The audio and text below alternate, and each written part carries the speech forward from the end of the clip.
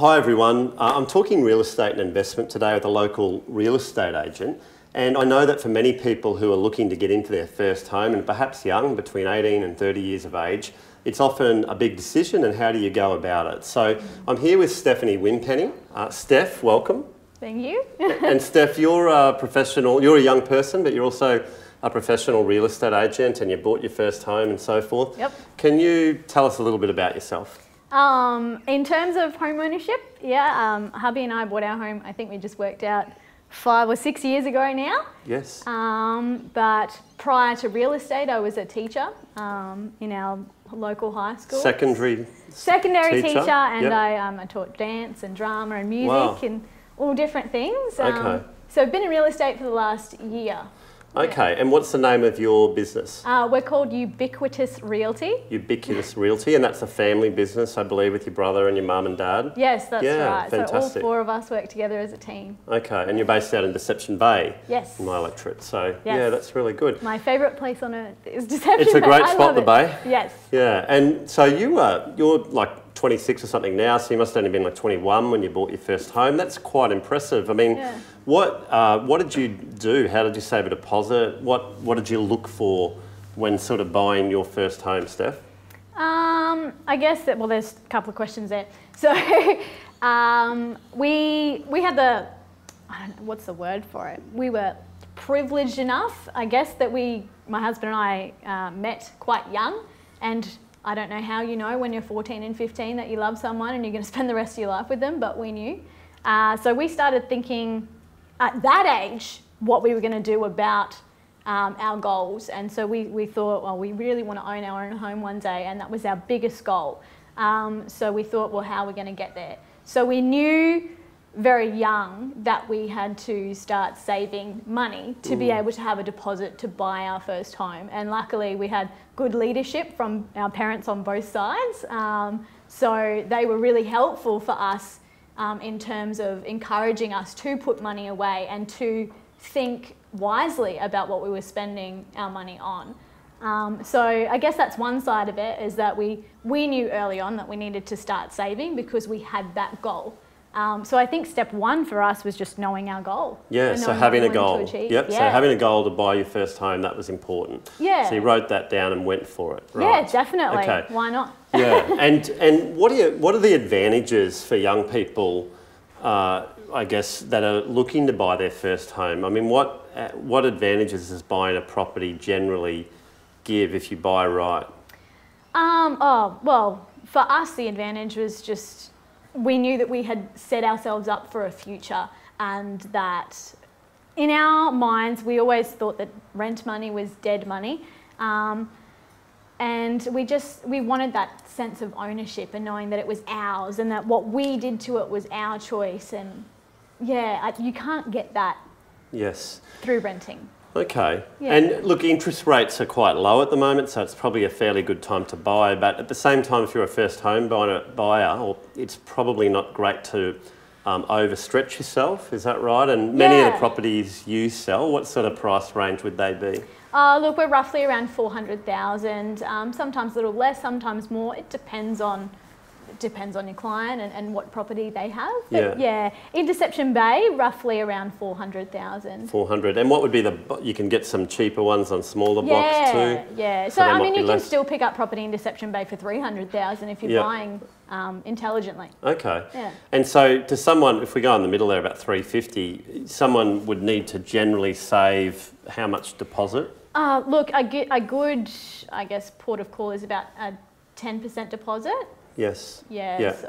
So if they could get 35,000, that would give them a loan of 315,000. And then I guess with an established home like that, for a couple that's new that are moving in, or a single person that's new that's moving in, they have the opportunity maybe to do it up a little bit and make a capital gain. Would that be fair to say? Yeah, and I think that was one of the things, because both my husband and I, we sat there and we spoke. The first thing that we did, once we realised that we had our savings, the next thing that we did was go and speak to a mortgage broker. And we decided not to talk to our banks because we thought, oh, they're probably going to be a bit biased because they're going to have their products and their service. So we went to a mortgage broker who deals with several lenders. And so she basically helped us out a great deal and told us, look, you can spend, up to you guys, you have the capacity, you could probably buy a $450,000 home if you want to. But the best thing about her was that she said, now, I'm going to explain to you what that actually is going to look like. That means your mortgage repayments are going to be this much a week. That means that you're not going to be able to do this or this or this. So is a $450,000 mortgage what you really want at this stage?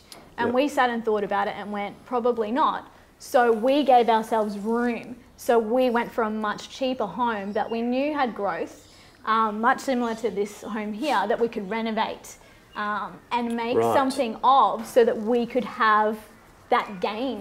So if you could pick up a house like for 350 and if you had a loan of 320, say, you're at 5%, you're probably looking at about $16,000 a year in interest, whereas if you go to a $400,000 loan, you're looking at about $20,000 a year in interest, right? So that can make a big difference to people. Yeah, your week-to-week living expenses and things like that.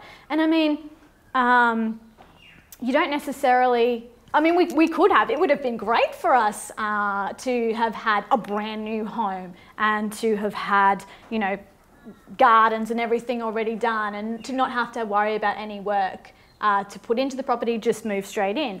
But I don't believe that if we purchased a property like that, that we would have had the growth in the property. Because there was nothing else to add. Whereas going the other way, we had a cheaper mortgage. Yes, we had to put in some time and effort and work, but we've been able to make it our own. Now, most people that are buying their first home, most young people have to save for a couple of years or a few years to get a deposit together. So to save $30,000 is not always easy after tax, I guess. So what would most people would have a deposit of around 10%, would they? Yeah, it's a really healthy idea to have a 10% if you can. I mean, you need to talk to a mortgage broker, obviously, and get some financial advice there. Because some lenders, we're hearing, can do up to a 98% lend. So that means you could have 2% as your deposit. But that's not all lenders. And it's still, I think if you can only get a 2% deposit, it's probably not enough as a backup for you either. So, the federal government now has a scheme where young people can save money over 2 years into their super. So not what their employer puts in, but additional on top. And it can save up to $6,000 in tax that would normally go to the government that you get to keep for a home deposit. This could be a good opportunity as well for young people. So if you need more details on that, please contact my office. What about unit versus houses? Like, I mean, would you buy a unit first or a house first? I mean, what are most people after? Look, it depends. It's case by case. We didn't want to go for a unit because it didn't suit us. Hubby wanted a shed. We wanted a yard. We wanted a house. So it just depends. I feel like homes have more growth in them, but it depends on your market and a whole bunch of different. And I guess with ongoing costs, you've got rates, I should say. With units and things, you also have body corporate fees. Strata fee, that you need to keep in mind. So, while it sounds great that a unit you can pick up for $320,000, by the time you have all your body corporates and things like that, it's actually a little bit more expensive. So you need to be well educated, especially if you're going down a townhouse unit style. But a good option for someone buying a first house is, as you possibly say, if you could pick up something for $350, have a bit of a deposit, you're not overstretching yourself, and the loan is sort of hopefully manageable. Obviously, people get financial advice, but there's always the chance, like I guess with this place, to do the gardens up, or do a little renovation, new floor coverings or new paint. And then you could almost make a good capital gain, right? So do you see that? Equity, do you see that often? Like when you're in your business, do you see people that have bought, then sold sort of a couple of years later that have made a bit of a capital gain? I know of them because I've only been in the real estate for a year. I haven't yet had that that eventuate. But I am dealing or have dealt with a few young couples who have purchase their first home, and I say to them when they come through, because I'm not selling new builds, I'm selling established homes, and I say to them, you know, what brought you to buying an established home when you've got a $15,000 first home owner's grant? Yes. For a new build. Yeah, so, that's a state government grant, 15 grand, I think it is. Yeah. Yeah, and quite often they say, well, you know, I don't want to have a massive, you know, $500,000 mortgage for a brand new home when I can spend something like $350 and have all this extra money as a buffer, and we can build it up and we can have equity. So I think because that's a good point. Like, you might get the $15,000 first homeowners grant, but you're getting, you know, a loan of an extra $135,000 if you're buying for $500. You know, and minus 15 as compared to 350, you're sort of up for another 135 in a loan. Yeah, you know, and so which there's is all your mortgage repayments. 7 grand interest or something, 6 grand interest a year. Yeah, and look, we see it sometimes. You know, people will go and buy, and it's very Generation Y and very millennial, I guess, is that you want everything now, new, and it's a very keep up with the Joneses sort of thing, and it takes some real guts, I think, to, you know, buy something that is beneath your means just a little bit, instead of buying the brand new house that looks perfect and everyone looks at it and thinks, oh wow, they must be so good and look how great they are. Yeah. But, you know, at the end of the day, that person is probably a slave to their mortgage. Yeah, and that's a good point. You don't just want to be working hard just full on all the time just to you know, be a slave to the mortgage. But if you can get something, you know, a little bit older, that's maybe a little bit run down, that doesn't have a great paint job, or the garden's overgrown, these are things that you can add value to the home. Definitely. And then if you own the home, of course, when you go to sell it, there's no capital gains tax on your own home, which is great. So if you can make a $70,000 profit, well, you know, after commission, I guess, you get to keep that money, which is great. And that would give you a healthy deposit for the next house that you buy that might be a little bit closer to the city or might be a little bit more expensive. Yeah, and I think that's too, like going back to my husband and I, we always said house number one is our stepping stone house. It's not our forever house. Yeah. This is not the house that has to be the be-all and end-all, but this is our start. Yeah. Like, this is our start. Mate, if you're anything like Louise and I, we got been married for quite a while, but I think we'd moved about 8 times. Yeah. So we've sort of gone from place to place, and then we bought into a business, so we sold the house and rented. But yeah, it's quite interesting. But and actually, when I ran for Parliament, I had a nice house over in Brisbane City. I live in Clontarf now, but I couldn't afford, I wanted to live on the peninsula, which was central to the Petrie electorate between Deception Bay and Brisbane Downs. And so we rented a house, and we had this really nice house that my father-in-law built, which was rented out for like 600 and something a week. And we rented for $380 a week, which my wife wasn't happy about. But it's what I could afford at the time, because I was trying to campaign and wasn't being paid and things. So it's about timing and things. So tips for young people from you, Steph? Well, I think number one is that you need to have a goal. Yes. Really, really important that you know what you want and that you stick to it, even though, you know, you might see other people, you know, flying off in the world, and they might have the brand new house and the brand new furniture or the brand new car, and you're sitting there and you're saving towards your goal of having your dream home or your first home or whatever it is. It's being committed to that. And being focused on that, not giving up on the goal is number one. Number two, if you're looking at purchasing your first home, then talk to a mortgage broker. Even if you're like, oh, we've only got $2,000 saved in the bank account, we're not going to be able to buy our first home. That's fine. Talk to a mortgage broker now, because the good thing is that a mortgage broker can explain to you what you need to do in order to get there. They can tell you how far away it's going to be, and they can help you out with a plan of attack in order to get you moving there. So help you out with budgets, help you understand what all of your expenses are going to be. So that's a really handy thing. Yeah, so point 3, Steph.